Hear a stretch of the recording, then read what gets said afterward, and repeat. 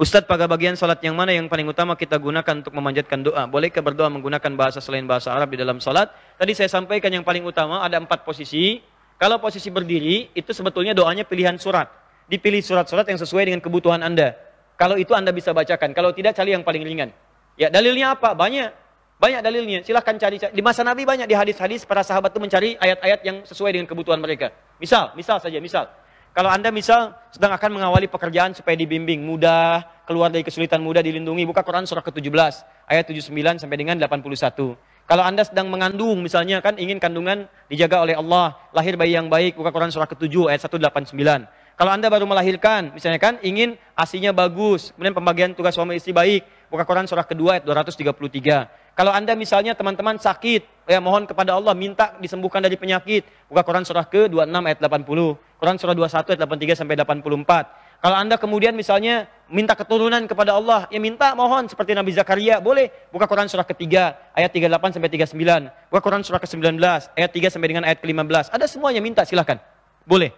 Minta. Nah, kalau tidak tahu, baca ayat yang paling mudah. Ya kata Quran, Quran surah ke-73 ayat 20, faqra'u ma tayassara minal Quran, minta. Tapi niatkan untuk kemudahan-kemudahan dalam aktivitas Anda. Dalam hati minta. Apa dalilnya? Hadisnya sahih, hadis qudsi. Qasamtu shalah baini wa baina abdi. Saya bagi dua salat itu antara aku dengan hambaku. Idza qala al-abdu, saya berikan rahasia ya, saya serius di sini. Jika hamba membaca kata Allah, lihat baik-baik, alhamdulillahirabbil alamin. Segala puji bagi Allah Tuhan semesta alam. Qala Allahu azza wa jalla. Allah menjawab, hamadani abdi, hambaku sedang memujiku. Idza qala al-abdu, kalau hamba berkata ar-rahmanir rahim, ar-rahmanir rahim, kalau Allah azza wa jalla, Allah menjawab asna alayya abdi, hambaku sedang menyanjungku.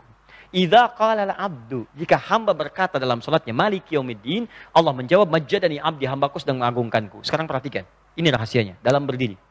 Idza qala al-abdu, kalau seorang hamba berkata iyyaka na'budu wa iyyaka nasta'in, ya Allah, sekarang kami salat menyembahmu. Kami ini butuh permohonan ya Allah. Kami punya permohonan, mohon kabulkan. Maka apa kata Allah? Qala Allahu azza wa jalla, Allah langsung menjawab, hadza baini wa baina abdi, ini perjanjian antara aku dengan hambaku. Wali abdi, kalau hambaku benar salatnya sampai di sini, benar salatnya, masalah apapun yang dia minta aku akan kabulkan. Masih berdiri. Apapun yang dia minta aku akan kabulkan. Kalau Anda meminta sesuai kebutuhan, maka Allah akan kabulkan. Itulah yang terjadi pada Nabi Zakaria. Beliau minta dalam berdiri. Di saat meminta kepada Allah dalam berdiri, langsung seketika dikabulkan. Umat Nabi Muhammad belum sholat sudah ditunggu mau minta apa. Hadisnya qudsi. Dan kisahnya diabadikan dalam Al-Quran. Jadi begitu Anda dalam Al-Fatihah itu serius. Rasakan Anda sedang berhadapan dengan Allah.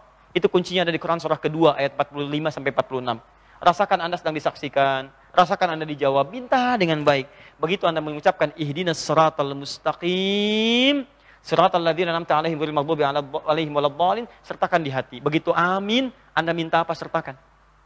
Begitu Anda mengucapkan amin, idza wafaqat aminu taminal malaika ghufira lahu ma taqaddama min dzambi. Kalau kalimat amin itu bersamaan dengan aminnya malaikat, jadi begitu amin Anda mengaminkan, malaikat mengaminkan. Kalau bersamaan kalimat itu, Anda dapat bonus, dosa-dosa Anda diampuni pada saat itu. Doanya dikabulkan, dosanya diampuni. Pertanyaan saya, dari sekian orang baca Al-Fatihah, berapa orang memanfaatkan jedanya untuk berdoa kepada Allah? Tuh. Padahal tiap hari kita salat. Berapa yang memanfaatkan jeda itu untuk berdoa? Imam berkata, ghairil maghdubi 'alaihim waladdallin. Amin. Di hati Anda sertakan, ya Allah lapangkan pekerjaan saya. Ya Allah berikan kemuliaan pada orang tua saya. Amin. Selesai. Bersama dengan aminnya malaikat. Diampuni dosa Anda, dikabulkan permintaan Anda. Kalau Anda tahu ayat-ayat yang harus dibacakan, cari ayatnya, bacakan. Terutama dalam salat malam. Itu cepat dikabulkan. Cepat. Nah, posisi yang paling bagus setelah itu sujud. Sujud. Kalau Anda tahu doanya, yang pernah dibacakan Nabi, silakan bacakan. Ada nanti doa-doa, maaf ya, pengobat rasa gelisah, doa kelancaran rezeki ada. Tapi kalau Anda tidak tahu doanya, cukup mohonkan dalam hati, tidak perlu dilafadzkan. Ini yang saya pilih, karena diikat dengan kalimat di Al-Bukhari nomor hadis 651, Sallu kama ra'aitumuni usolli, salatlah kalian persis seperti melihat Abi salat. Persis seperti melihat aku salat. Sedangkan Nabi belum pernah salat pakai bahasa Indonesia. Apakah pada saat sujud, kita boleh berdoa dengan bahasa Indonesia? Aqrabu ma yakunul abdi min rabbihi wa huwa sajid.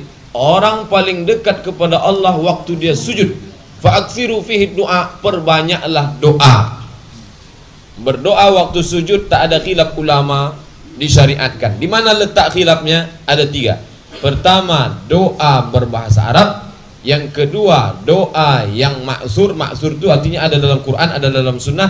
Yang ketiga, doa berbahasa Indonesia. Doa yang maksur, sepakat ulama boleh dibaca waktu sujud. Doa berbahasa Indonesia, berbahasa Inggris, berbahasa non-Arab, sepakat ulama mengatakan batal, tak boleh.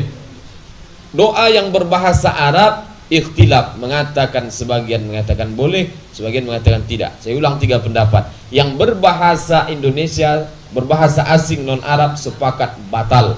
Yang berbahasa Arab, ikhtilaf, sebagian mengatakan batal, sebagian tidak. Yang doa maksur ada dalam Quran, ada dalam sunnah, sepakat ulama boleh dibaca.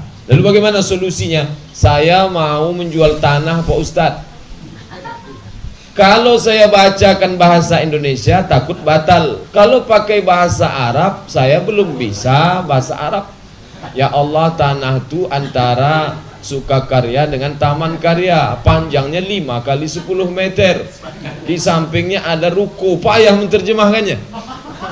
Maka doa itu dibaca dalam hati, tidak dilafazkan. Anak saya itu mau masuk UI, ya Allah, fakultas kedokteran, jurusan kedokteran gigi.